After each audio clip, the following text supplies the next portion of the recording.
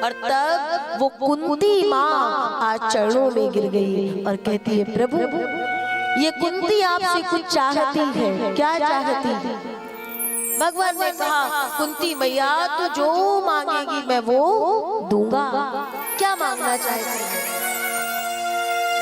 कुंती मैया ने केवल एक वर मांगा, पता है क्या? अच्छा एक बात बताइए जरा, आप भगवान की कथा सुन रहे हो, कथा सुनते सुनते कभी ऐसा हो जाए भगवान किसी रूप में, किसी संत के रूप में आपके आगे आ जाए और कुछ मांगने को कहे, तो आप क्या मांगेंगे?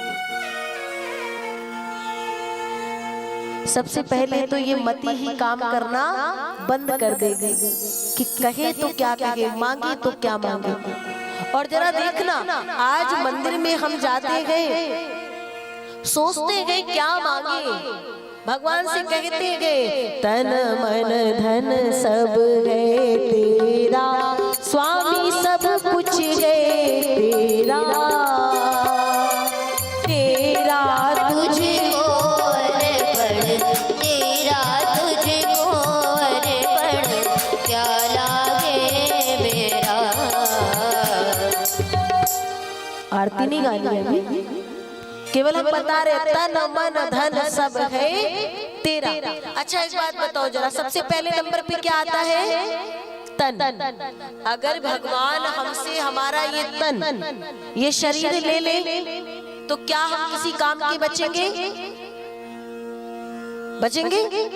अरे भैया जब शरीर चला जाएगा तो निराकार रूप में यह जगत वाले हमें समझने वाले नहीं है। जो शरीर से चला जाता है, कहते 13 दिन तक जीवात्मा यही भटका करती है, लेकिन वो 13 दिन सगे संबंधियों को समझ में नहीं आता है कुछ कि वो जीवात्मा कहाँ है। तो भैया पहले नंबर का तो नहीं दिया, तन नहीं दिया, मन चाहिए भगवान को, मन चाहिए, लेकिन कौन सा मन चाहिए? निर्मल मन। या कितने भक्त ऐसे हैं जो झूठ नहीं बोलते, वो जरा ऐसे हाथ उठाए। यही सबसे बड़ा सच है कि सच बोल रहे हैं कि सरकार क्या करे, कहीं ना कहीं तो झूठ बोलना ही पड़ता है। अच्छा तीसरे नंबर पे क्या आया? धन। अब जब धन की बात आती है तो आप देखिएगा, आरती की थाल कभी कभी भक्तों के पास जब जाती है, जेब में हाथ गया ना, और धोखे से कभी कभी क्या होता है 100-500 का नोट निकल आता है, तुरंत देखते अरे अरे आरती में ही तो डालना, अंदर करो। और 50, 10, 20 ना, जब वो सिक्का निकलता है ना, हाँ जब वो निकला, अब वो बड़े स्टाइल से आरती की थाल में आया, उसमें भी कहते जय हो भगवान नारायण, फलाना काम बना देना। तब अगली बार आएंगे तो 11 रुपए कम से कम चढ़ा देना। वाह, ऐसा भाव बढ़ते बढ़ते इतना बढ़ गया पैसा कि मंदिर में जाके देखा तो भगवान की मूर्त पर भी चढ़ गया पैसा। माना पैसा बहुत कुछ है, लेकिन ये धन, ये पैसा सब कुछ होने वाला नहीं है। पैसे से बिस्तर लोगे पर नींद कहाँ से लाओगे, पैसे से भोजन लोगे पर भूख कहाँ से लाओगे। माना बिन पैसे दुनिया में कोई सम्मान ना करे, पर तेरी दया बिन पैसा भी गोविंद काम ना करे।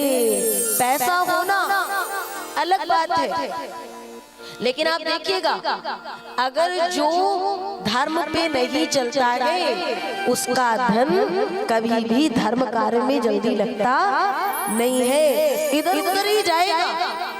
लेकिन भगवान की बारी जब आएगी तो ऐसा कुछ हो जाएगा कि उसका धन वो धर्म में लग ही नहीं पाएगा। आपका धन यदि धर्म में लग रहा है तो ये भी उसकी बहुत बड़ी कृपा है सरकार, याद रखना।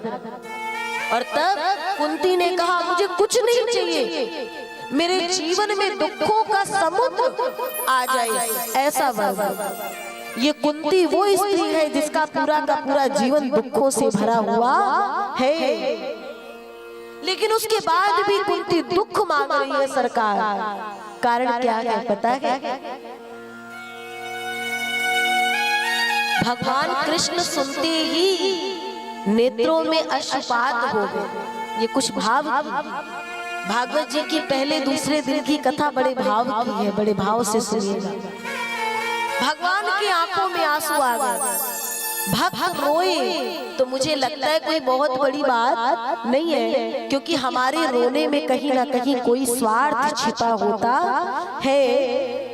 ऐसी भक्ति हो कि भगवान रोकर के भक्त के पास आ जाए, उस भक्त की भक्ति सार्थक हो जाती है। और आज भगवान रो दिए और कहते हैं कुंती मैया तेरा जीवन पूरा का पूरा दुखों से भरा है, उसके बाद अब सुख की बारी है, और ऐसे समय पे मैं तेरे सामने हूँ और तू मुझसे दुख मांगती है।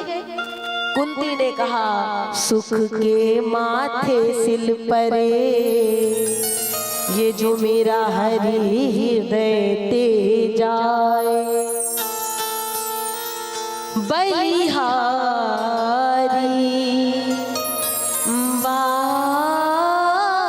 दुख की, जो पल पल नाम जपाए।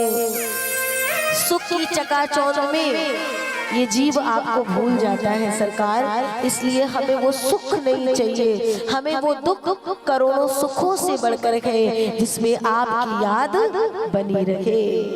भगवान ने कहा मैं तुझे वो वर नहीं दे सकता कि तेरे जीवन में दुख आए, ये वर जरूर दूंगा कि मैं तेरे जीवन से कभी दूर होने वाला नहीं हूँ, सतत तेरे साथ रहूंगा।